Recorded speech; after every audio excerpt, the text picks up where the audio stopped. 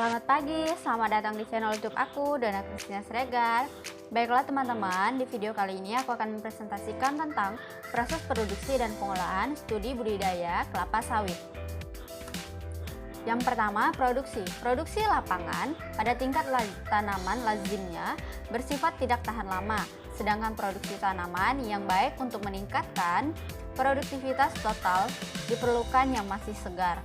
Jadi, dalam hal ini, ada dua kemungkinan untuk mendapatkan hasil yang baik, yaitu langsung menjual ke pasar setelah panen atau langsung mengolahnya setelah panen.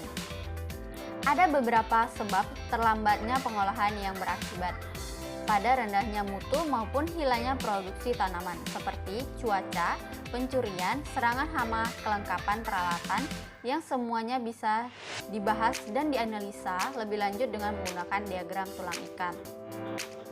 Pada tahap proses pengolahan sifatnya sangat terbatas dan ketergantungan yang sangat tinggi pada tingkat produksi tanaman. Walaupun secara umum tentu digunakan pula standar-standar pengolahan seperti panas matahari, standar-standar yang berlaku pada tahap proses pengolahan seperti alat-alat pabrik, boiler, tekanan, alat-alat press, dan ini semua tidak mudah dilanggar karena akan merugikan perusahaan. Produksi tanaman kelapa sawit pada umumnya diperlukan oleh kalangan industri. Produksi yang dibutuhkan industri selalu dalam jumlah yang besar sehingga diperlukan sarana gudang ataupun tangki dan juga alat pengangkutan yang cukup. Ada beberapa tahap proses tanaman kelapa sawit mulai dari awal sampai dengan menghasilkan produk siap jual, yaitu 1. Pembibitan, 2. Pembukaan lahan, 3. Penanaman, 4. Pemeliharaan, 5. Pembangunan pabrik kelapa sawit, 6. Panen, 7. Pengangkutan, dan 8. Pengolahan. Nah, kita masuk yang pertama, ada pembibitan.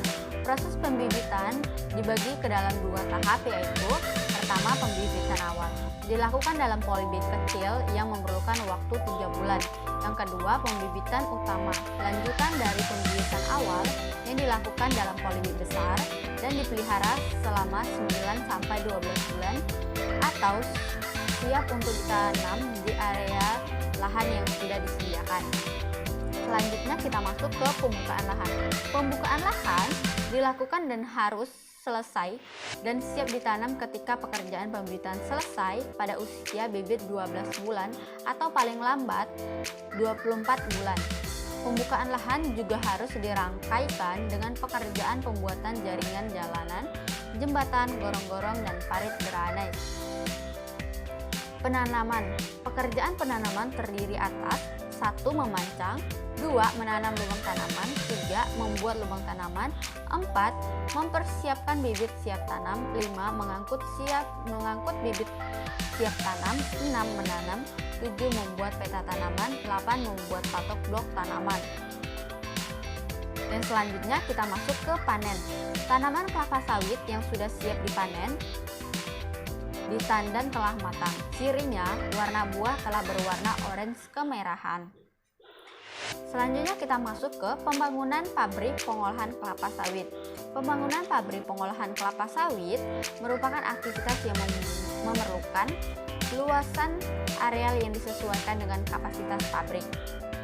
Pabrik pengolahan kelapa sawit terdiri atas bangunan pabrik yang terdiri atas stasiun seperti timbangan, bongkar TBS, rebusan, penebahan, proses klarifikasi minyak sawit, pemecah biji, klarifikasi biji sawit. Untuk mendukung kegiatan operasional pabrik, ada pula bangunan kantor pabrik, kolam limbah pabrik. Pada tahap awal, penyelesaian proses pembangunan pabrik harus disesuaikan dengan kapan waktu tersedianya TBS yang baik yang berasal dari tanaman perusahaan sendiri, maupun tersedianya TBS dari kebun-kebun di sekitar baik rakyat maupun badan usaha yang ada.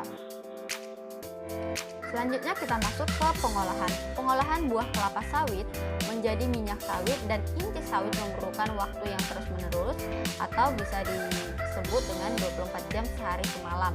Pengolahan buah kelapa sawit menjadi minyak sawit melalui stasiun-stasiun yang tersedia di pabrik tersebut.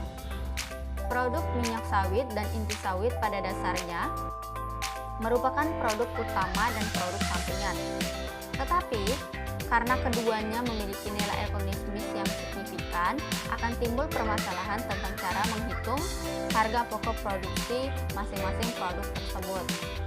Buah kelapa sawit yang tiba di pabrik pengolahan kelapa sawit pertama kali harus masuk melalui jembatan timbangan pabrik untuk dicatat berat TBS, kemudian memasuki stasiun-stasiun pengolahan dengan urutan sebagai berikut, yaitu pertama stasiun penampungan TBS, 2 stasiun perebusan, 3 stasiun penebahan, 4 stasiun proses minyak, 5 stasiun klarifikasi minyak, 6 stasiun pemecah biji, 7 stasiun klarifikasi minyak, 8 stasiun penyimpanan minyak sawit di tangki, 9 penyimpanan inti sawit di gudang. Baiklah teman-teman, itu aja presentasi aku, yaitu tentang proses produksi, pengolahan studi budidaya kelapa sawit. Jangan lupa subscribe, like, komen, dan share